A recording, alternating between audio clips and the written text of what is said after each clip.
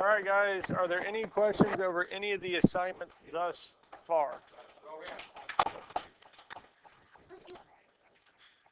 Yes, from 432, because you've had homework 4-1, 4-2, 4-3-1, and 4-3-2. Okay, that's fine. Now, what we're working on today and what we're doing today is dealing with factoring. So we'll be looking at factoring in a sense today and tomorrow. Now, the first ones that we look at are going to be very similar to what we've done already. It'll be very similar to the first set of problems we've done, or definitely factoring with quadratics. Because if we look at this first one here, the x cubed minus 4x squared minus 5x, is there a greatest common factor between these three terms? And there's an x. So we can factor the x out of these three terms here. And if we factor an x out of x cubed, we get x squared. Minus, if we factor an x out of 4x squared, we get 4x. And if we factor an x out of 5x, we get minus 5. So we have x times x squared minus 4x minus 5. Guys.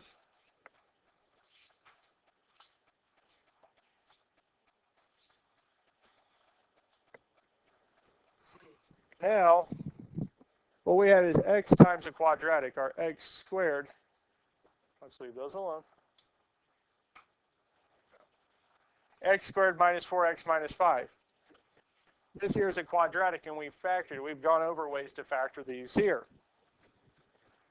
So we already took out the greatest common factor, which is going to give us our two sets of parentheses with three spaces. And we look at the signs. We look at the third term. If the third term is negative, the signs are opposite. If the third term is positive, the signs are the same and they match the sign of the middle term. So we'll have plus and minus. No?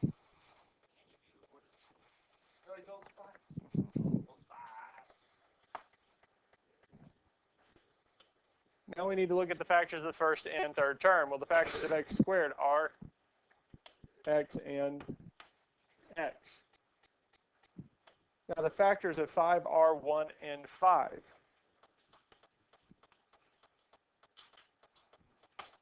And last but not least, we can check to make sure we have this set up correctly. So x times negative 5 would be negative 5x. So 1 times x is plus x,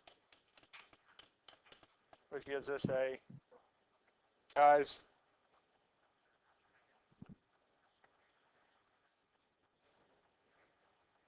negative 4x, which is the middle term we wanted. So this here is factored.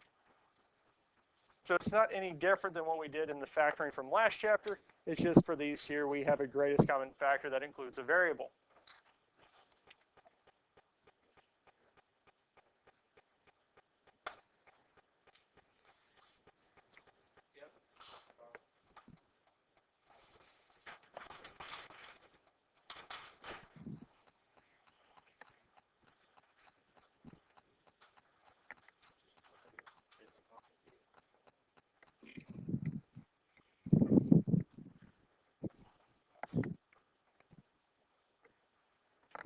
All right, guys, let's look at the next one. So we have 3y to the fifth minus 48y to the third. So 3 is a greatest common factor. Do we have anything else? Y to the third. Because 3 will go into 3 and 48. Y to the third, both y to the fifth and y to the third have y to the third in common with both. So we can pull both of these out. So if we factor 3 out of 3, 3 divided by 3 is 1. And if we factor out y to the third from y to the fifth, we have y squared left over. Yes.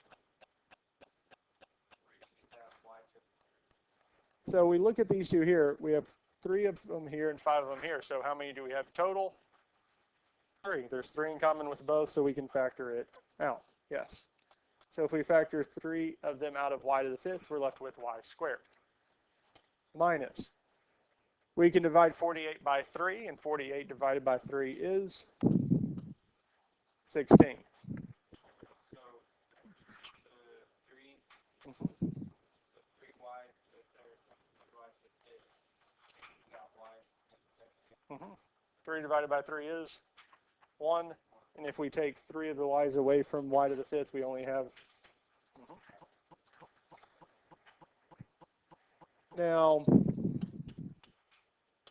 what we have left over, y squared minus 16, should look familiar, because this here is a difference of perfect squares. Y squared is a perfect square.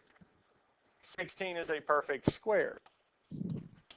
And our difference of perfect squares follow the pattern of a squared minus b squared is equal to a plus b times a minus b, guys.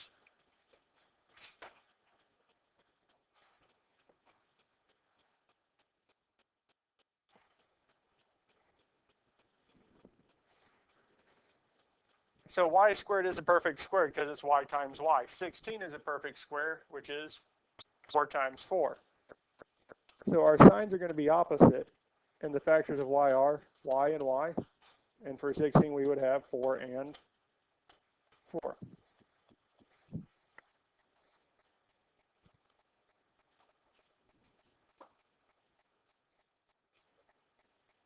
And that's it.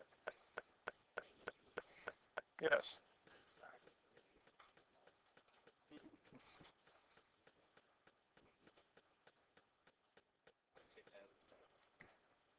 Indifferent.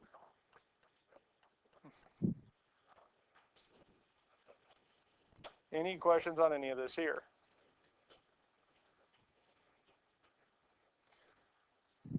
Let's look at the next one. Guys.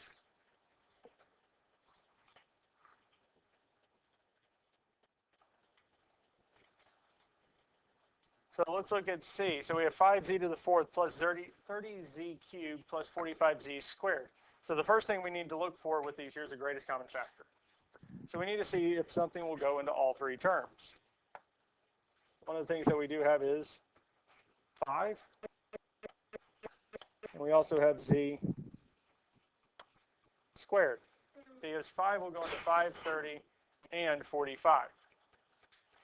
Now when we look at the factors, well, we have z to the 4th, z cubed, and z squared. So all of them do have at least 2. So we can factor out 5z squared. When we factor 5 out of 5, it reduces to 1.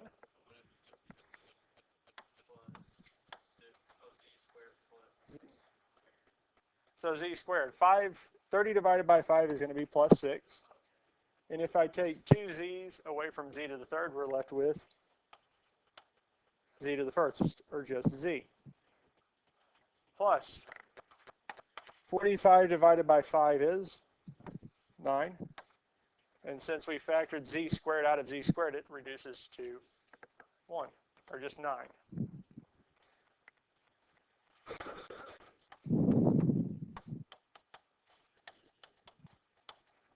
So we have 5z squared. Now we can factor our z squared plus z, 6z plus 9. So we'll have our 2 set of parentheses with 3 spaces. Again, we look at the sign. Since the third term is positive, our signs are the same and they match the sign of the middle term, which is also positive. So we would have plus and plus. Now we look at the factors of z squared and 9. Well, z squared is going to be z and z. Now the factors of 9, we have 1 and 9 or 3 and 3. We have one of these two here. So the factors of 9 are going to be 3 and 3.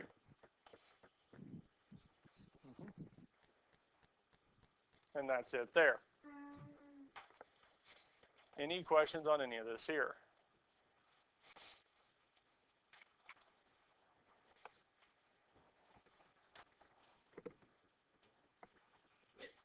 Bless you. All right, guys, so we're going to skip ahead to B here, 5y to the 6th minus 125y to the 4th. This is the next one we're going to look at. And then we're going to move on to the next type. Now we look at this here, 5y to the 6 minus 125y to the 4th. We need to see if there is a greatest common factor between these two terms. Is there a number that will go into both? Well, 5 will go into both 5 and 125. Now we do have y to the 6th and y to the 4th. So they do have y's in common. And how many would they have? Since the smallest exponent we have with all the y's is 4, we have at least 4 in common in both. Now we factor 5y to the 4th out of 5y to the 6th. The 5 factors out completely. And we take 4 away from 6, we're left with 2 minus. The next thing we need to do is factor 5 out of 125, and we get 25. And the y to the 4th factors out completely. Now, what we have is 5y to the 4th times y squared minus 25. Now, y squared minus 25 is one of the nice ones that we have because that is a difference of perfect squares. So, since it is a difference of perfect squares, our signs are going to be opposite. The factors of y that we're going to use are y and y. And the factors of 25 are 5 and 5. And that's it. Any questions on any of this here? Any questions on anything we've done so far? Okay.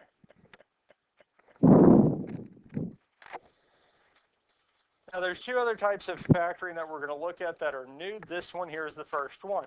The sum or difference of two cubes. The sum or difference of two cubes. Now in both of these cases, there's a few things that are kind of unique to them. If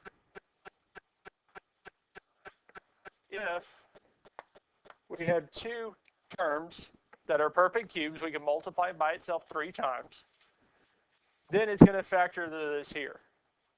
So for a, so we have a to the first. Here we have a squared, a to the first. Now they don't list it, but in this last spot we really have a to the 0. So in the bigger set of parentheses, it's going squared, first, 0. And the reason we don't list a to the 0 is, well, anything to the 0 power is 1. So it's really just ends up being 1 times b squared. And what's interesting with the b's, especially in the second one, is with a squared, we actually have b to the 0. Then the middle term is b to the first, and then we have b squared. So for the a term, it's going squared, first, 0, or 1. For b in the bigger set of parentheses, it's going b to the 0, b to the first, b squared. So for the second term in that bigger set of parentheses, the exponents are going 0, 1, 2. And for the first term, it's going 2, 1, 0. And it's going to work that way every single time. What's also interesting is the signs, because the signs are always going to be the same, opposite, always end on a positive note. So for sum, when they have a plus to start with, we have plus, minus, plus. Same, opposite, always end on a positive note. And with the difference, because we're starting off with subtraction, we would have the same, minus, opposite, plus, always ended on a positive note. Same, opposite, always end on a positive note. And it'll work out that way every single time. Questions on any of this here so far? So if we look at the first example, we have x to the third minus 125. So this is a difference. Now hopefully it's going to be a difference of perfect cubes. And the way that we can check to make sure that this is a difference of perfect cubes is by taking the cubed root of the first term and the cubed root of our second term. Because if we can take the cubed root of these two terms here, then it is a sum or difference of perfect cubes. Now, unfortunately, we can't plug the cubed root of x to the third into the calculator because, again, it needs a value. But we can do this here. X to the third, if we take the cubed root of it, we're left with x. Because whenever the exponent and the root are the same, they simplify each other out.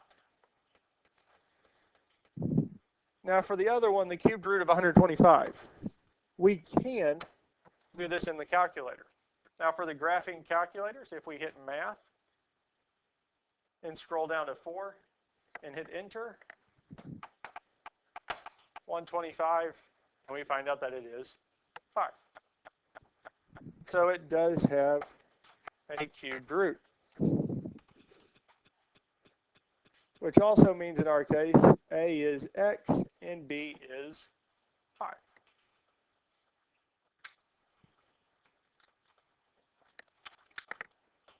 And since we can't take the cubed root of it, we set up what I call the tractor trailer for kind of parentheses, because we have a small one with 3, big one with 5. Because in the small one we'll have 2 terms and a sign, and the big one will have 3 terms and 2 signs. Now the signs are going to follow the same pattern. Same, opposite, always ended on a positive note. Same, opposite, always end on a positive note. So what did we start out with? Minus. So the same would be minus. Opposite would be plus, always ended on a positive note. Same, opposite, always ended on a positive note.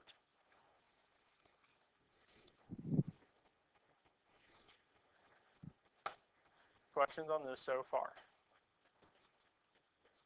Now, the first set of parentheses, the first spot is A, the second spot is B. So our A term in this case is x. Our B term is 5. So the first set of parentheses is x minus 5.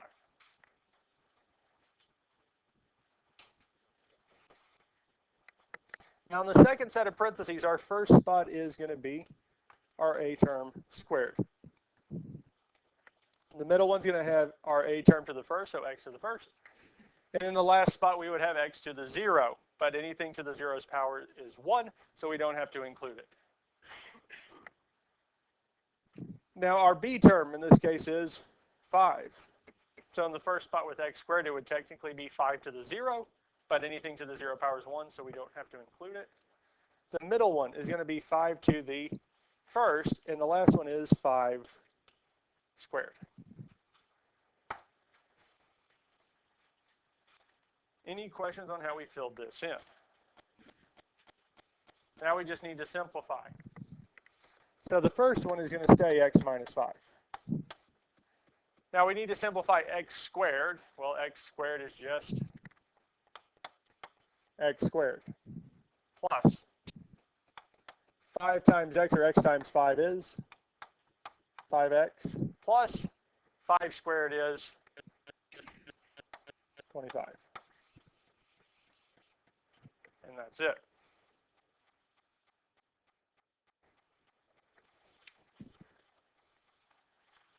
Questions on this here? Questions on anything we've done so far?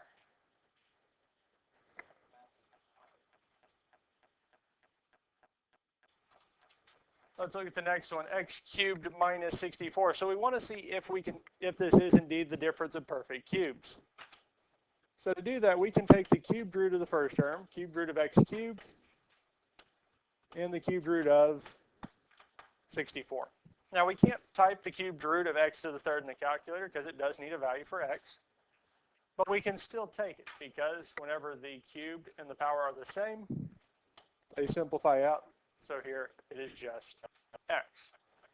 Now we need to see if we can take the cubed root of 64. So if we pull up the cubed root and say 64, we find out that the cubed root of 64 is 4. So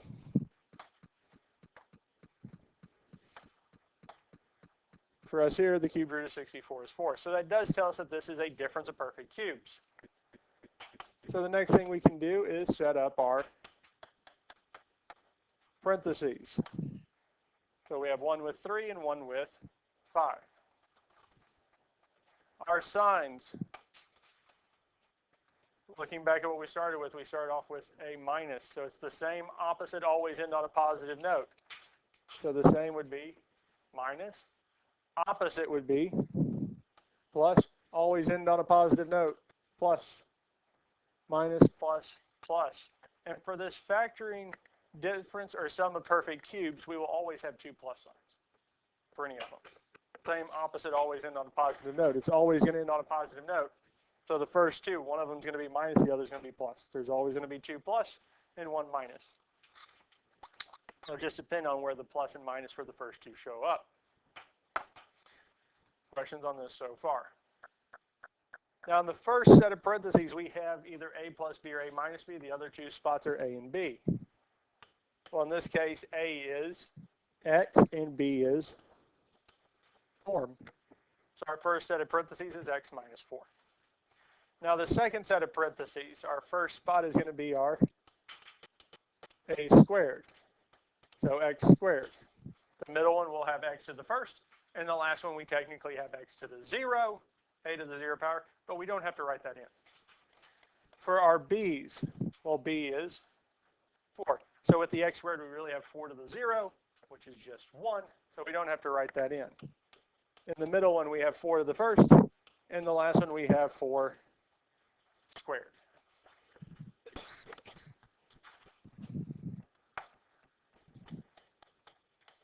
And lastly, we just need to simplify this here. So x squared actually works out to just be x squared plus x times 4 is 4x, and then 4 squared is 16. And that's it. Any questions on any of this here? The sum and difference of perfect cubes is actually quite nice because it follows this pattern every single time. And it's less about actually trying to find the different factors and testing and checking. It follows this pattern and will always work. The other pattern that does occur is if we're solving this here, the quadratic part, the x squared, here x squared plus 4x plus 16, will not have real solutions. This will always have complex solutions every single time. No matter what the setup is, this will always have complex solutions. This first part here will always have real solutions. All right, let's look at the next one. Factor. We have 16s to the 5th plus 54s squared. So we can check to see if we could take the cubed root of both of these here, but there's a little bit of an issue. Because can we take the cubed root of s squared? No, because we need at least 3, or some factors of 3. So that doesn't work, but we can factor an s squared out of both terms. So if that's the case, can we factor anything else out of 16 and 250? Or sorry, not 16 and 250, 16 and 54. Well, 2 will go into both, yes? Now, we could check this and see, because we can pull up cubed root of 16. That doesn't work. Now, if we take the 2 out, if I factor a 2s out of 16s, 16 divided by 2 is 8. If I take 2 s's away from s to the 5th, we have s to the 3rd. Plus, 54 divided by 2 is 27, and the s squared factors out completely. Can we take the cubed root of 8s squared? Or 8s cubed? Well, the s cubed will factor or simplify out to be s. What's the cubed root of 8? 2. Because 2 squared is 4 times 2 is 8. What's the cubed root of 27? 3. 3 times 3 is 9 times 3 is 27. Because I think 9's 273. Yeah, they get significantly bigger as we go up. Now, 2s squared. So we have confirmed that this is a sum of perfect squares. And again, the signs are going to be the same. Opposite always end on a positive note. So since we started out with plus, our first sign is going to be plus. Opposite would be minus. Always end on a positive note is going to be plus. Plus, minus, plus.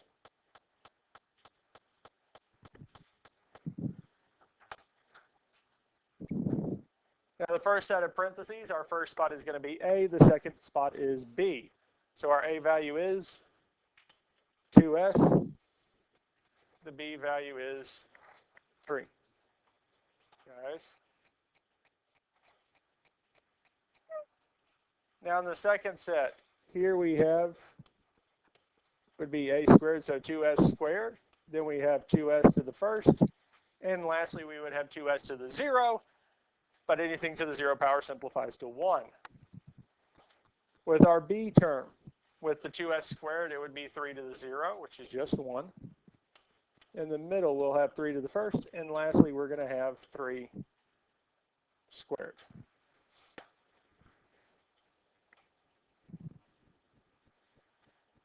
Any questions on how we got to this point here? So if we simplify this down, we'll have 2s squared times 2s plus 3. Now 2s squared, 2 squared is 4, and s squared is just going to be s squared, minus 2s times 3. 2 times 3 is 6. S plus 3 squared is 9. And that's it. Any questions on any of this here? Any questions over anything we've done thus far? Let's look at one more of these.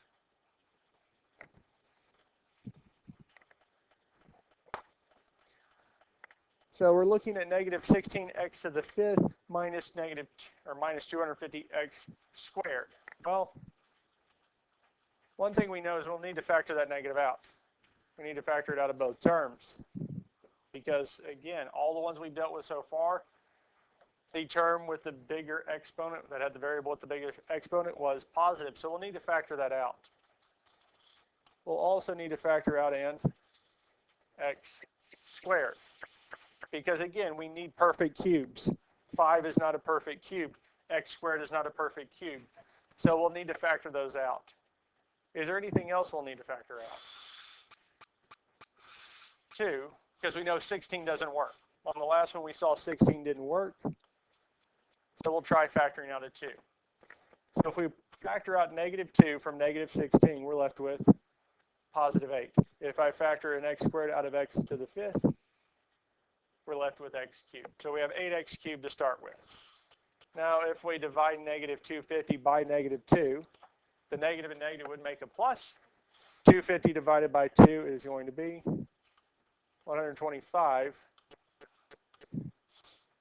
And that's it, because the x squared factors out completely. Now, again, we can check to see if we can take the cubed root of both of these terms here. So taking the cubed root of 8x cubed. Well, we already did that. We did that in the last one. It was 2x. Now, we do need to see if we can take the cubed root of 125, which actually works out to be 5. So that's telling us that this is the sum of 2 cubes.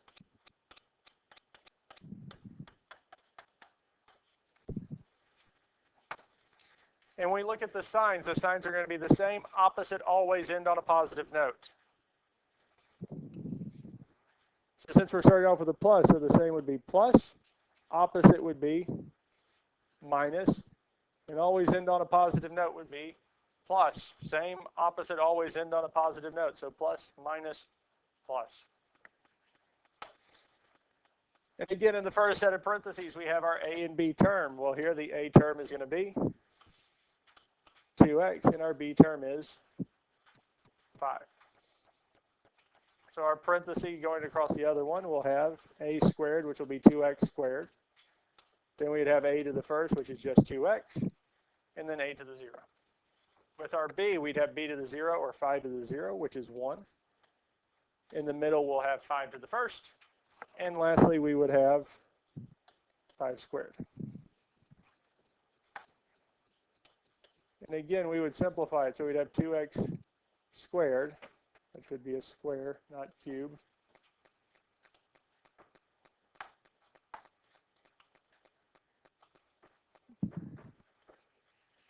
Two x squared Inside, we'd have 2x plus 5 for the first set of parentheses.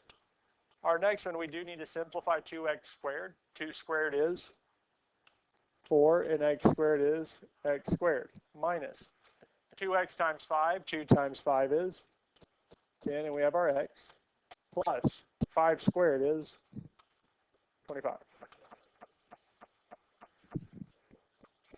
And we get this here. Any questions on any of this here? Now this works even if the first term and second term both have variables. It works the exact same way. And especially if you apply it with how we set this up here with our parentheses and square each term accordingly, we will get the answer. Any questions on any of this here?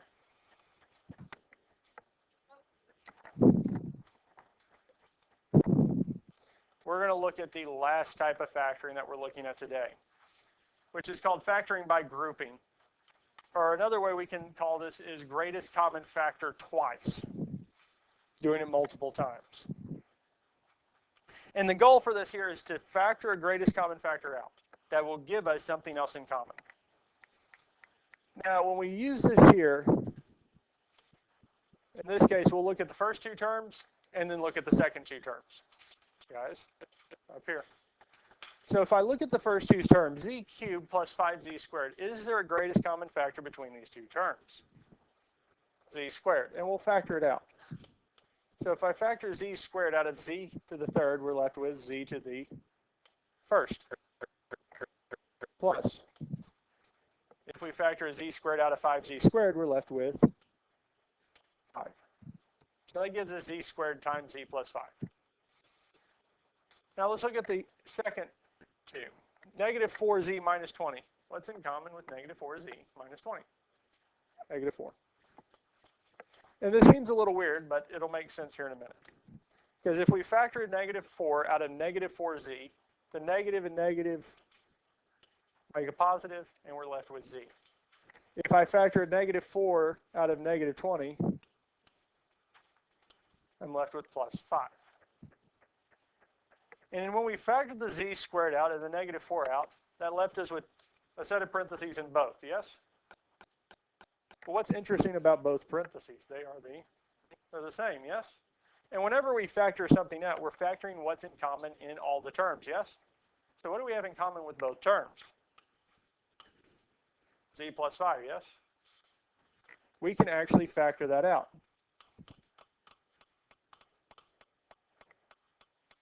Because we can pull that out of both terms. Now, if I factor the z plus 5 out of the first term, well, the only thing that's left is z squared. And if I factor the z plus 5 out of the second one, all I'm left with is minus 4.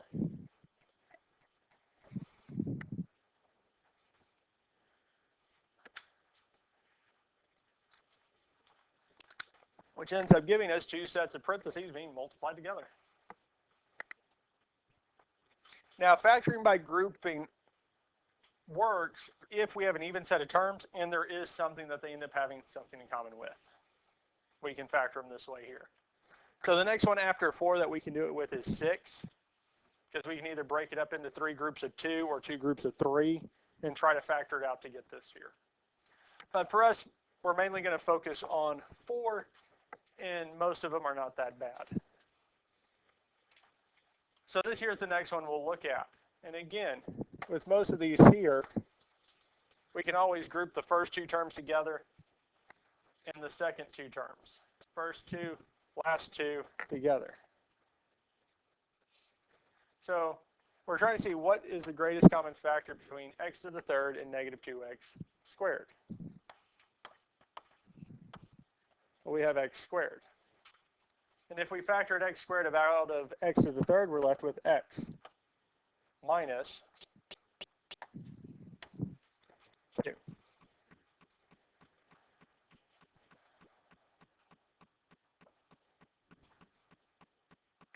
Now we need to see what's in common, or what's the greatest common factor between negative 9x plus 18. What's our greatest common factor between negative 9x plus 18? They both have a factor of 9, yes? What do we notice about our first set of parentheses? Because we need those to be the same, yes? Is the x term positive or negative? Positive. The number, R2, is negative, yes? And if we factor 9 out of 9x, well, that's going to end up with a negative x, yes? And if I factor 9 out of positive 18, we're going to get a positive 2. So instead of just factoring out a 9, we can factor out a negative 9. Because negative 9 factored out of negative 9x would give us a positive x. And 18 divided by negative 9 is negative 2. Because again, the goal with our grouping, greatest common factor twice, is so that we get the parentheses to be the same. We need them to be the exact same. Because if we get that, then we can factor that out, that x minus 2 out of both terms, guys.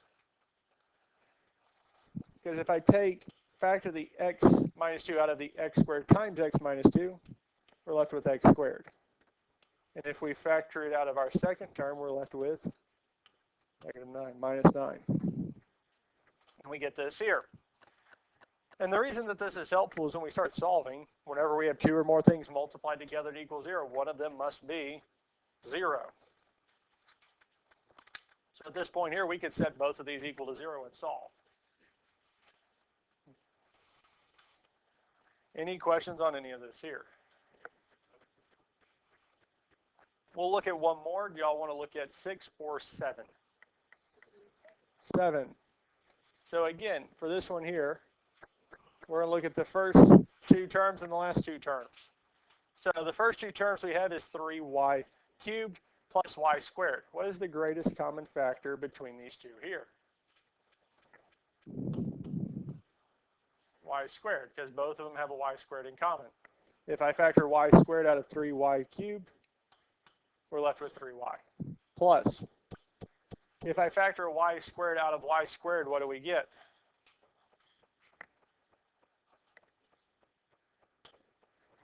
1. Whenever something factors out completely, we have 1. It does not become 0.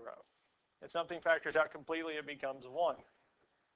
Now we look at the next two, 9y and 3. The greatest common factor is 3, and it's going to be positive. So if we factor 3 out of 9y, we're left with 3y plus 1. Questions on this here? So what's in common with both?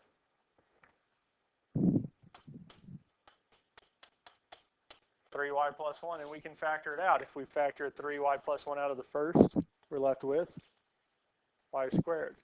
If we factor it out of the second one, we're left with plus 3.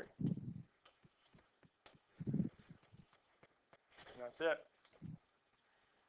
Any other questions on any of this here? That is it. 5, 7, and 11 are using our greatest common factor and then using the methods that we had before to factor those. 15 through 18 is our sum and difference of perfect cubes.